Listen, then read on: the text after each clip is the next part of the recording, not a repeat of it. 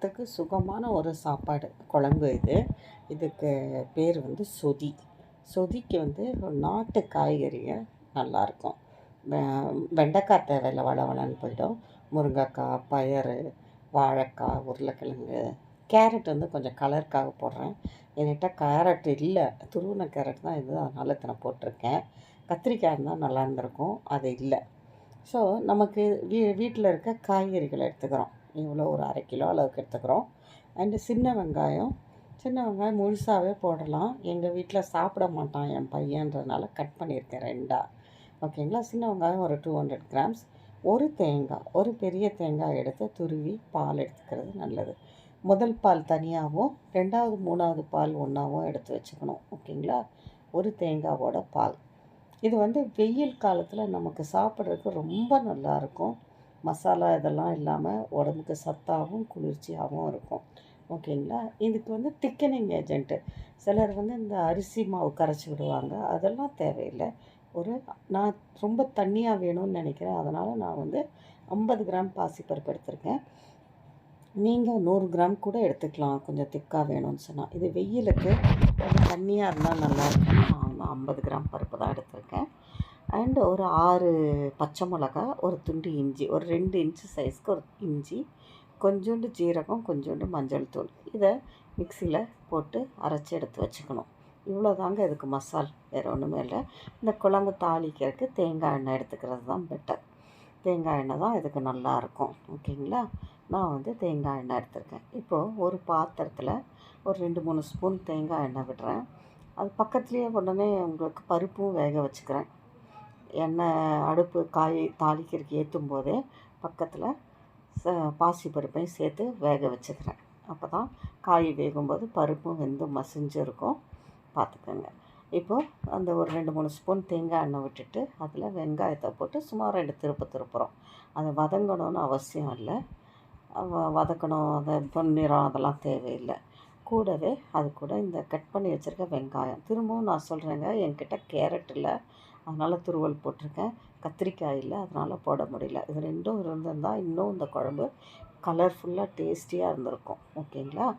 நமக்கு இப்போ வெள்ளை பூசணிக்காய் போட்டிருக்கேன், பீன்ஸ் போட்டிருக்கேன், தட்டைப்பயிறு போட்டிருக்கேன், வாழைக்காய் போட்டிருக்கேன், முருங்கைக்காய், உருளைக்கிழங்கு இதெல்லாம் தான் நான் போட்டிருக்கேன். ஓகேங்களா. இப்போ கேரட்டும் கத்திரிக்காயும் தான் மிஸ்ஸிங். ஸோ இந்த காயை போட்டு வதக்குறோம். ஒரு சின்னதாக ஒரு வதக்குனா போதும். அண்ட் அரைச்ச மசாலா இருக்குது இல்லைங்களா, அதை சேர்த்து ஒரு பெரட்டிட்டு இந்த 2வது 3வது பால் நம்ம எடுத்து வச்சுருக்கோம் இல்லைங்களா, அதை ஊற்றி வேக வைக்கணும். இந்த நேரம் இதுக்கு தேவையான உப்பு எப்பவும் இந்த மாதிரி மசாலா இல்லாத குழம்புங்களுக்கு உப்பு அரை உப்பு போடுங்க. ஏன்னா கொஞ்சம் உப்பு போட்டாலே இதில் தூக்கலாக இருக்கும். ஏன்னா நம்ம புளி ஊற்றுறதில்ல அண்டு அது மாதிரி நிறைய காரணங்கள். சரிங்களா. ஸோ அரை உப்பு போடுறோம். நமக்கு கடைசியில் டேஸ்ட் பார்த்து பத்தலைன்னா கொஞ்சம் சேர்த்து விட்டுக்கலாம். பாருங்கள், 2வது 3வது பால் போட்டு நல்லா ஒரு கிளறி தட்டு போட்டு மூடி வச்சிடுறோம். இது வேகும்போது இந்த தண்ணியில் வெந்ததுன்னா இதுலேருந்து உங்களுக்கு எண்ணெயாக பிரியாது. ஓகேங்களா. இது வந்து மூடி போட்டு வேக வச்சிடுறோம். அண்டு முதல் பால் நம்ம எடுத்து வச்சுருக்கோம், ஆட் பண்ணும்போது கொதிக்க விடாமல் டக்குன்னு கலந்த உடனே டக்குன்னு நிறுத்திடுறது பெட்டர். பாருங்கள், நம்ம காய் வேகும்போது பருப்பு நல்லா மசிஞ்சு வெந்துடுச்சு. ஓகே, இதை நம்ம தனியாக ஒரு பாத்திரத்தில் எடுத்து வச்சுக்கலாம். பாருங்கள், அண்ட் காய் வெந்துட்டுருக்கான்னு திறந்து பார்க்குறேன். இப்போவே வாசம் கமன்னு வருது. இந்த பச்சை மிளகாய், இஞ்சி, தேங்காய் பால் எல்லாம் சேர்ந்து ஒரு அம்சமான ஒரு வாசம் வருது. பாருங்கள், காயெல்லாம் வெந்துடுச்சு. இதில் நீங்களே யோசிச்சு பாருங்கள், இதில் ஒரு கேரட் பீஸ் ஆரஞ்சு கலரில் இருந்தால் எவ்வளோ அழகாக இருக்கும். அண்டு கத்திரிக்காய் வயலட் கலரில் சேர்ந்துருந்தால் எவ்வளோ அழகாக இருக்கும். அது 2மே மிஸ்ஸிங். ஆமாம். அண்டு பாருங்கள், இதுதான் குழம்பு ரெடி. இந்த திக்கனிங் ஏஜென்ட்டு நம்ம சிலர் கார்ன்ஃப்ளவர் போடுவாங்க, அரிசி மாவு கரைச்சி விடுவாங்க. அதெல்லாம் வேண்டாம். லைட்டாக பாசி பருப்பு வேக வச்சு சேர்த்துனா போதும். நான் இந்த குழம்ப சூப் லெவலில் தான் பண்ணுறேன், அதனால் இங்கே தண்ணியாக தான் இருக்குது. உங்களுக்கு வேணுங்கிற கன்சிஸ்டன்சி நீங்கள் பார்த்துக்கோங்க. சரி. அண்ட் பாருங்கள், கொதி வந்துடுச்சு. இப்போ ஃப்ரெஷ் மில்க், அந்த ஃபஸ்ட் மில்க் இருக்குது இல்லையா, கோகனட் மில்க், அது சேர்த்துறேன். பாருங்கள், குழம்போட கலரே மாறி போச்சு. இதை நம்ம ரொம்ப கொதிக்க விட்டோம்னா பாலெல்லாம் தேங்காய் எண்ணெயாக பிரிஞ்சு வந்து நின்றும். அதனால் நம்ம லைட்டாக சூடானோன்னு இறக்கிடணும். பார்த்துக்குங்க. இப்போ நான் ஸ்டவ்வை ஆஃப் பண்ணிட்டேன்.